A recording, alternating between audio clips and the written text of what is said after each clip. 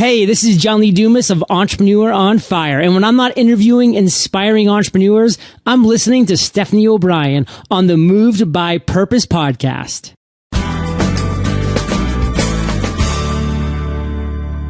One of the things that I did that I think is really important, and I always tell people to do, is keep working hard. Don't slack off.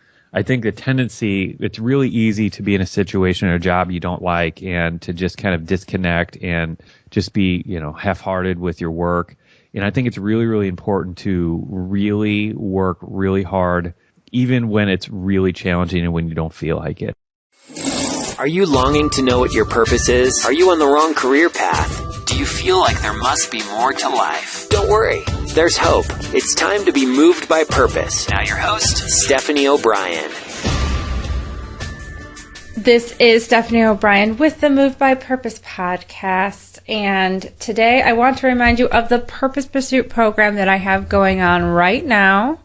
Slots are very close to being filled. There's about 1 to 2 more spots for you open.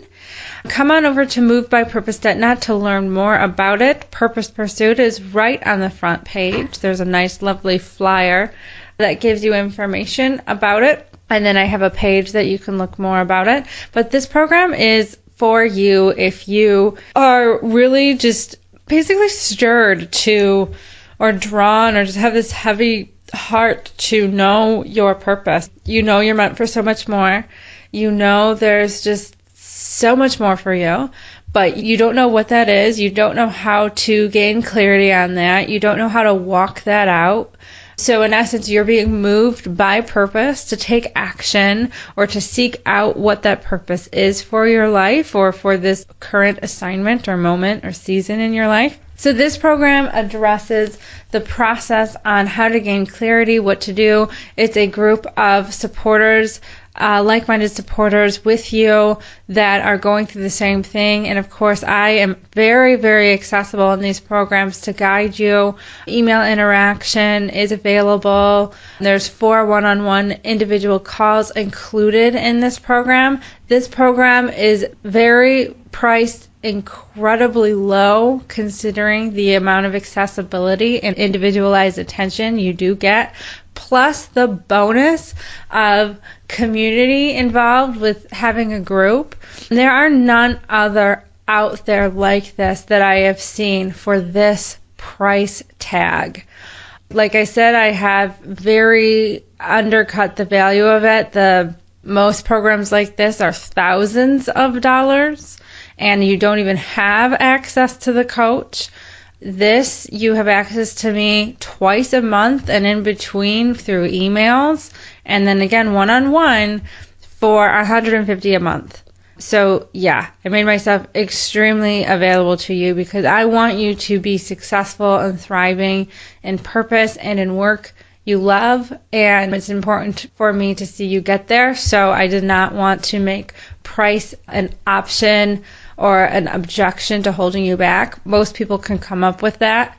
And so I know that's very affordable. I mean, like that's cutting your cable bill for 3 months and you're good, or reducing your cell phone package down to be, less data. Whatever it is, there's ways you can easily come up with $150 a month, go babysit for a weekend, and boom, you have it. And it's only for 3 months. So there's really no excuse as far as cost is concerned with you not being able to. And I didn't want that to be an option or an issue for holding people back. So I am super excited to have you over at movedbypurpose.net. Shoot me an email, and let's get started with this interview.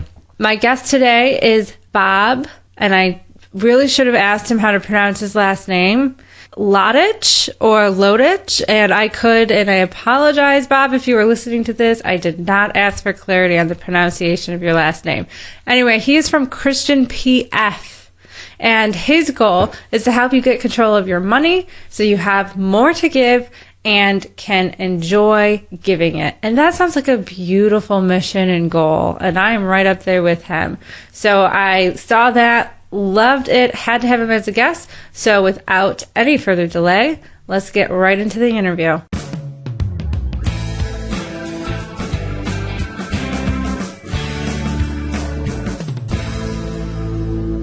welcome to the show, Bob. I am very excited to have you on today. Oh, I'm very glad to be here too.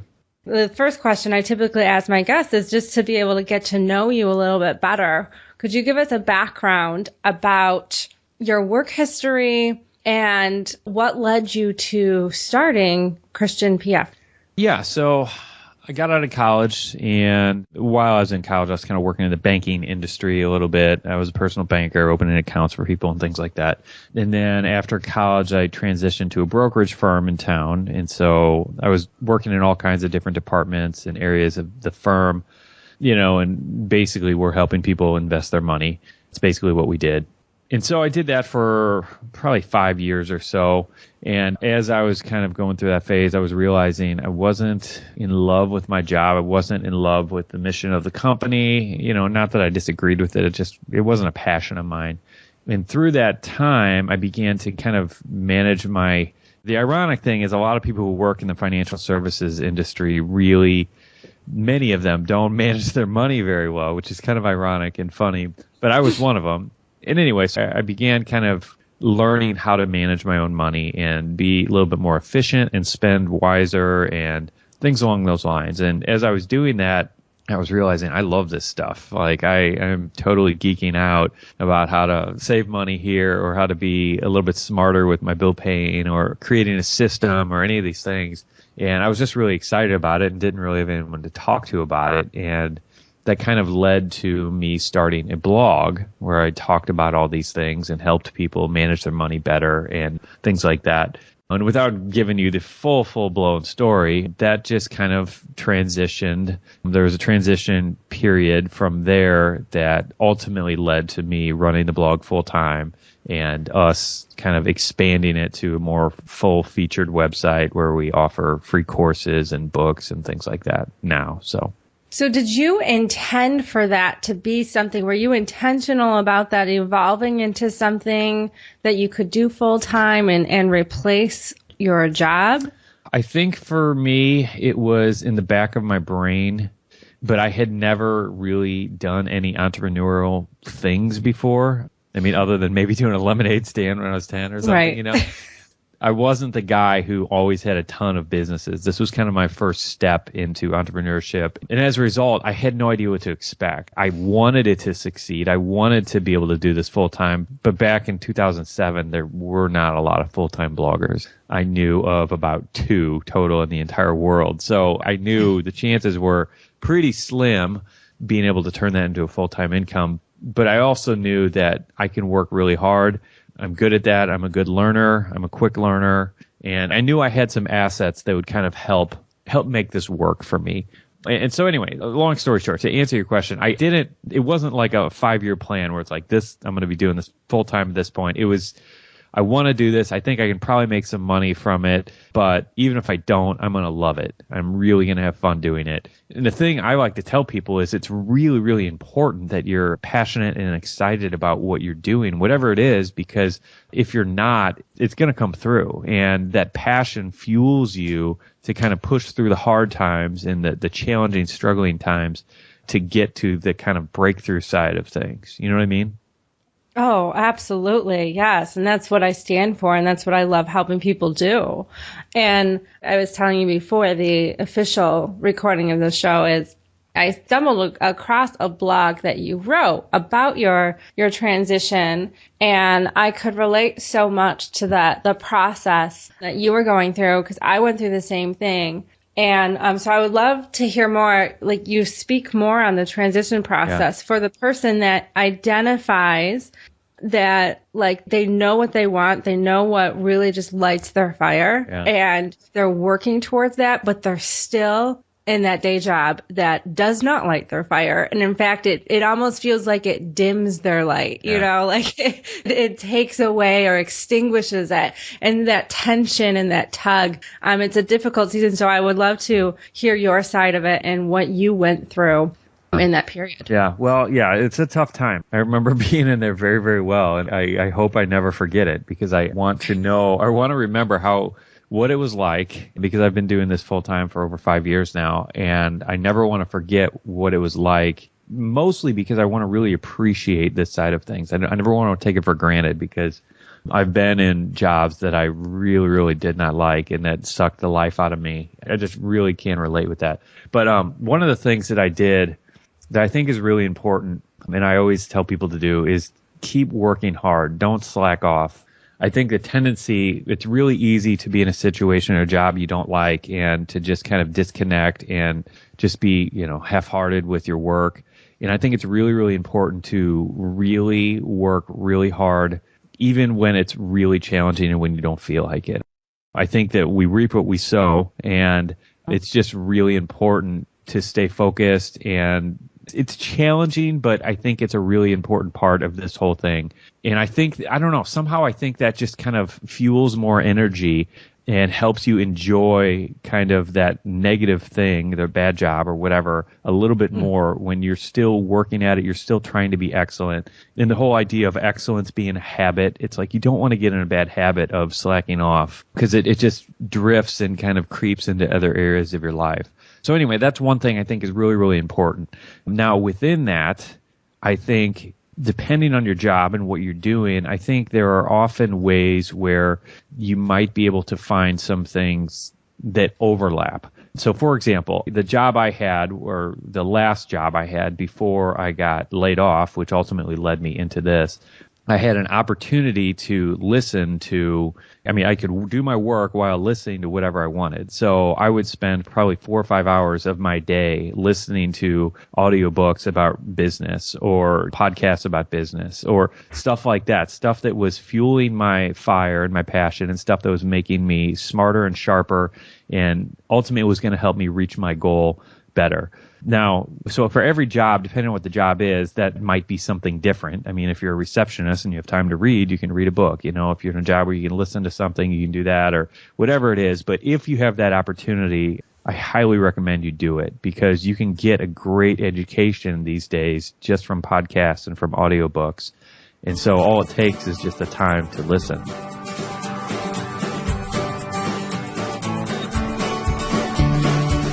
Absolutely.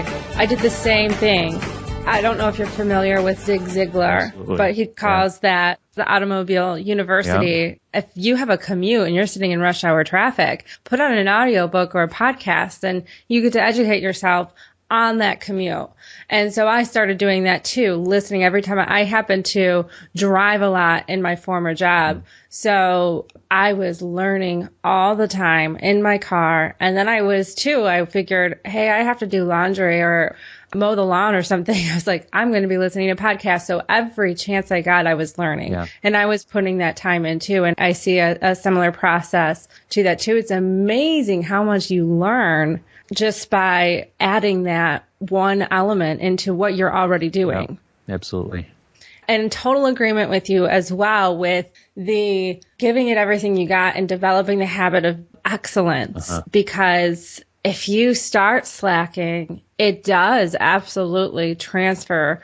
If you start developing those habits of kind of slack, those habits are going to transition and transfer with you into if you're trying to build a business or whatever else you're developing. Yeah. And I do think you definitely I bathe that season of transition in prayer because it's not an easy season. And to work into the Lord, it's easier to state than to actually do. And you need the grace of God to empower you to make it through that. Yeah, absolutely. That's how when I look back and I see that whole phase, that's all I think of it as, is how did I get through that? And nothing, it's just grace. That's the only thing that makes sense. Oh, yeah. And it's like, I don't really want to go back. It's like, I never really want to go back to that season, but at the same time, there was so much growth that happened in that season. My character was getting developed, and to be able to give something your all when your heart is really not that into it, like that takes the grace of God first to do.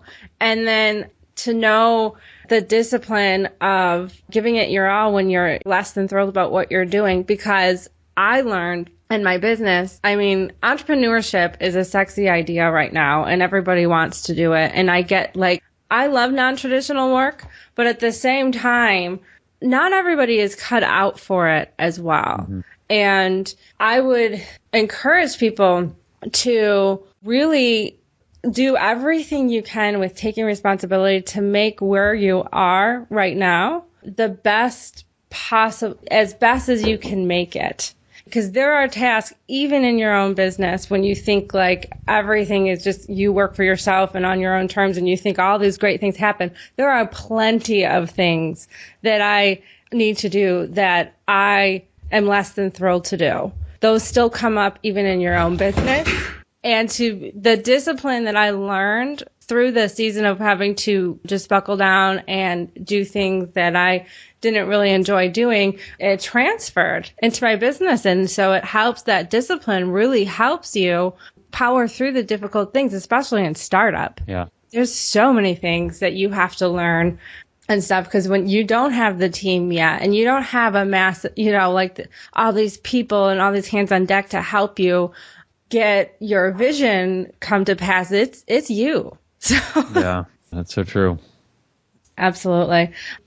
So I also did not have an entrepreneurial, I didn't necessarily have an entrepreneurial bent. I did the traditional work. I, in fact, didn't really understand, I knew businesses existed, but I didn't really quite get entrepreneurship. And I didn't take any business classes or marketing classes. And so when I started developing my business, I really had no idea what I was doing. And when I finally transitioned, I'm wondering if you had similar experiences when you transitioned, if there was a whole new learning curve of having to go from basically working on a team or in a structured, established business to now you are starting something from scratch and responsible for the vision and the drive and communicating to a team if you had one and all of that. Was that really challenging for you and kind of like a shock at first? Yeah, I think for me, the biggest hurdle I had, because all those things are issues and challenges, but for me, the biggest challenge is kind of breaking out of the 9-to-5 mentality. I had been an employee for so long that I couldn't wrap my brain around anything other than this just 9-to-5, 5 days a week thing. Mm-hmm. And for me, that ended up not being very good or not helpful at all. And I still wrestle with this today. So the thing is, it's once you're an entrepreneur, or if you're an entrepreneur, the amount of hours that you put in doesn't necessarily equal the dollars that you're getting out. So a salaried employee, this is the same thing. But for somebody working by the hour, it's just a whole different mindset. And so I would fluctuate between these two kind of extremes of things kind of being crazy and hectic. And, I'd want to work just 16 hours a day just to do everything I can do to make it successful. And then on the other extreme, it was just not working enough or whatever, or feeling lazy or whatever else. And the bottom line is it's just a whole different thing where the amount of hours you put in doesn't matter. It's how smart you are with what you do with that time. And still has been just a challenging thing to learn, but I think such a critically important component, because it's easy to get kind of caught up in spinning your wheels and feeling like, well, as long as I'm doing stuff, I'm making progress. But that's not the case. It's doing the important things, kind of having an 80-20 approach, figuring out what those most important things are that you can do and do them, and be comfortable after you do them, taking a break or go playing with your kids for a little bit. You know what I mean by all that? Oh, yes. And I'm so glad, because I have been fighting a ton of guilt with that. And I'm like, okay, if I have a really productive 4-hour day and got the essential things done, and then if I want to take a break, I can be a good boss to myself and allow myself to rest and take a break. Yeah. Yeah. And I'm not cheating myself. I'm not stealing from I'm just the mentality. And then I also shift my hours too. Sometimes I'll get a later start and I work later. Now I can, because I don't have kids, and my lifestyle is very different from someone that has kids or has a spouse. So I can do that and it's okay. And I'm to just the mentality of okay, it's all right if I'm not working 9 to 5 today. Yeah, it's okay. Yeah. No, you're absolutely right. So I'm glad I'm not the only one that feels like, that struggled with that. I'm like, gosh, I don't know. I feel like I feel like I'm doing something wrong, but I got the essentials done. And I have done the extreme too of like, feeling like I had to do everything and doing a 16-hour day. And like, that's just draining too. Yeah. So. Yeah, absolutely. So how could somebody, for the 80-20, I guess, like, how did you, because I'm still learning this, I'm getting better, but how are you able to determine what, like, the essential critical tasks were from the noisy, trivial many? Yeah, I mean, it's tough. And I think it just requires a lot of honesty in looking at your goals. What are you trying to achieve? And in evaluating everything that's in front of you and what is going to or what is currently helping you get there. So for me, I've done this with social media a lot. It's like, as you know, there's tons of social media platforms, but I pretty much only focus on one at a time. And so I still have stuff going up on Twitter, but I put no energy into Twitter because I did put some energy into it and it didn't yield any results. And so I just had to, kind of quit using it. And the same with Facebook. It's like we do post stuff to Facebook, but it's all automated and we don't put a whole lot of time and energy into Facebook because it hasn't yielded a whole lot of benefit for us.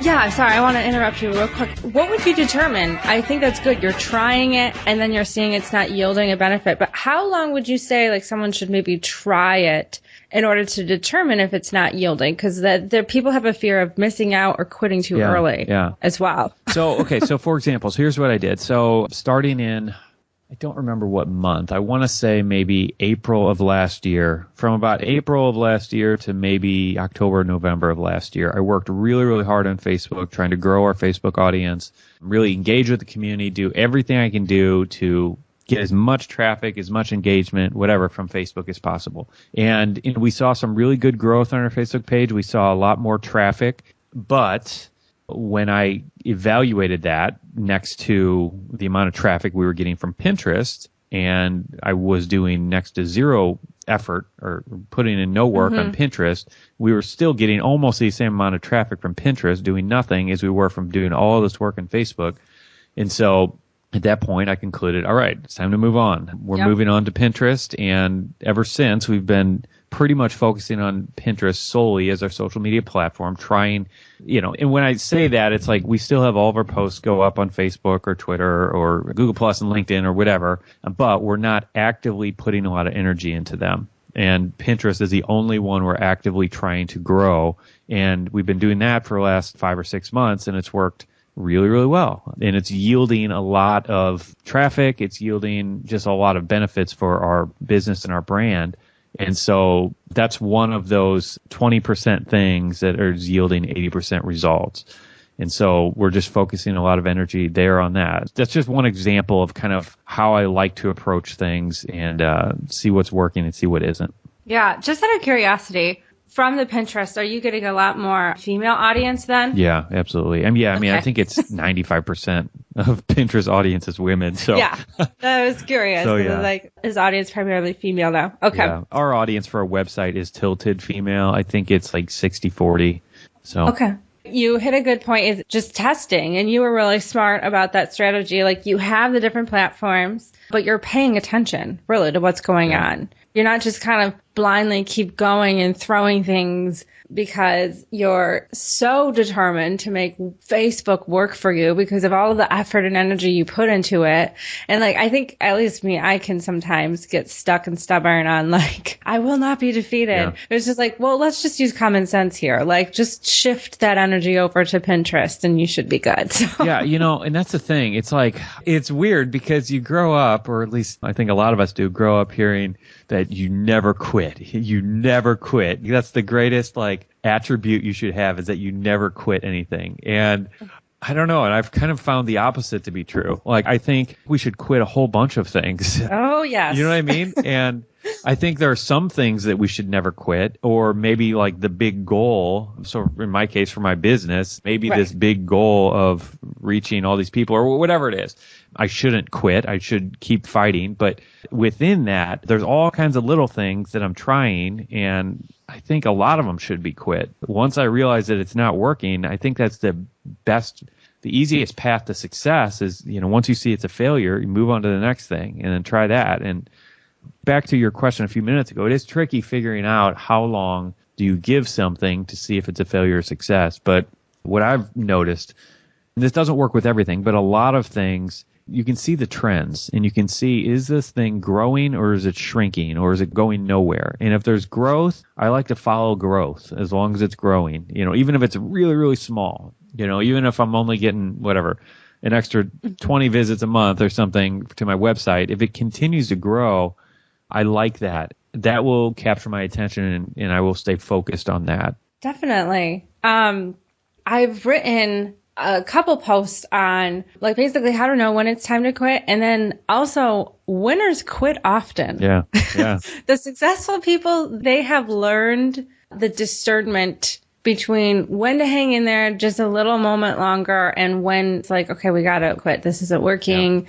And it's very liberating, I think, to just give yourself permission to let it go. It's not working for you. Try something else. It's not that you're a failure. It's just try something else to get you closer to that big picture goal. Yep.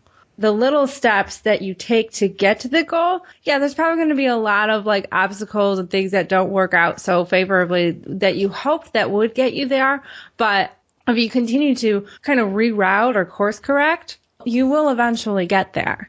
Yeah, and that's a good point. I mean, that's one of the things that I feel, because I talk to a lot of entrepreneurs too, and a lot of people starting blogs or things like that. And that's one of the things that I wish I could teach every single one of them, and I wish they could get a hold of, is this idea that you have to work hard, but you have to continually make course corrections, because it's so easy for newbies who want a step-by-step path to just get in. All right, these are the 10 things that I do, and this is all I do every single day. I do these 10 things, and I'm just going to do this for 3 years, and then it's going to work. And it's just not that simple. It's, you know what I mean? So that might be a starting point, but okay, you're doing these 10 things. All right, which of these 10 things are working and which of them aren't? Get rid of the other 8 that aren't working. Find some other 8 to replace them with and see if they're working better. But just continually adjusting to see what's working, what's yielding results, and what isn't. Absolutely. And another thing that just came to mind, which is having clarity on why you're working on the step that you're working on. Mm-hmm. Yeah. So many people, including myself, I did this. It's just I was without any target. I mean, I thought I had a target, but I was just firing everywhere, which you're just pulling the trigger. You're not hitting anything. And to really remind myself, it's why did I start this? For example, podcasting. What was my goal for podcasting? Some people start a podcast to reach a broader audience or hit specific numbers or whatever. And that was not the reason for my initial start. Now I'm readjusting the goal of podcasting and maybe trying to expand it because I've knocked the original goal out of the park. So it's also readjusting your goals too once you reach success, but having clarity on why you started it is really key. And I think some people will just start activity. And I think that it goes to probably the whole 9 to 5, just working for someone else. You think activity is good, which productivity is good. Busyness, not so much. So definitely. Yeah. And what works for you is not a guarantee that it will work for me either. And I think that's a big thing. We can learn from success. There is something to be learned from success. Absolutely. We can ask and inquire to see what's working for them to determine if we want to try the same approach. But we're not guaranteed the same exact outcomes. Yeah. I mean, it's look at the diet pills or all these weight loss programs. I mean, in small asterisk, it says results not typical.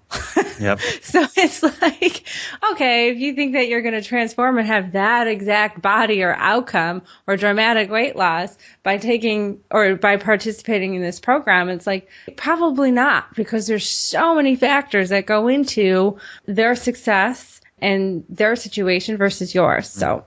Well, it was an honor to have you on the show today, Bob. And I want the listeners to be able to connect with you, learn more about what you do, what services you do. I know finances are all of us need money. It's to survive. So, and how to manage it better in saving money, especially for people in startup or transitioning or maybe wanting to come up with a transition plan and how to get more savings and all of that. I'm sure you can cover that. How can they connect with you?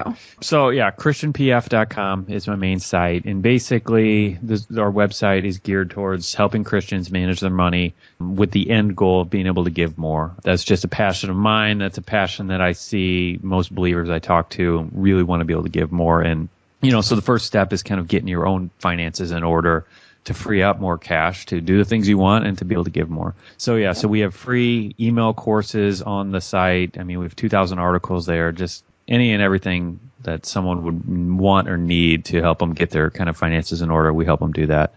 Along those lines, for anybody who is interested in blogging, I have a free ebook that you can download on that. It's just christianpf.com/blogging.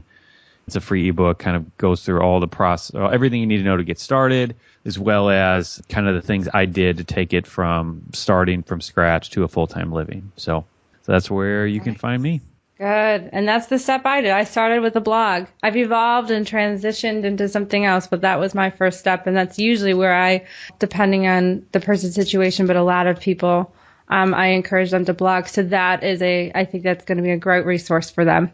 Well, thank you again so much, Bob, and have a wonderful week and best adjusting to daylight savings as we were talking about. Yeah. I hope you adjust quickly. Yeah. Well, you too. Thanks for having me, Stephanie. So the thing is, it's like once you're an entrepreneur, or if you're an entrepreneur, the amount of hours that you put in doesn't necessarily equal the dollars that you're getting out. So a salaried employee, this is the same thing. But for somebody working by the hour, it's just a whole different mindset. And so I would fluctuate between these two kind of extremes of things kind of being crazy and hectic. And, I'd want to work just 16 hours a day just to do everything I can do to make it successful. And then on the other extreme, it was just not working enough or whatever, or feeling lazy or whatever else. And the bottom line is it's just a whole different thing where the amount of hours you put in doesn't matter. It's how smart you are with what you do with that time. So there you have it. That was Bob at ChristianPF.com. Make sure you check him out. Say hello. See what he has to offer. Great resources, great website.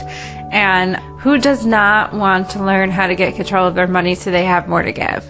What a beautiful goal and mission. I know most of you that listen in have that heart to give and serve others more and make a real impact in the world with your work and with your money and time and talents.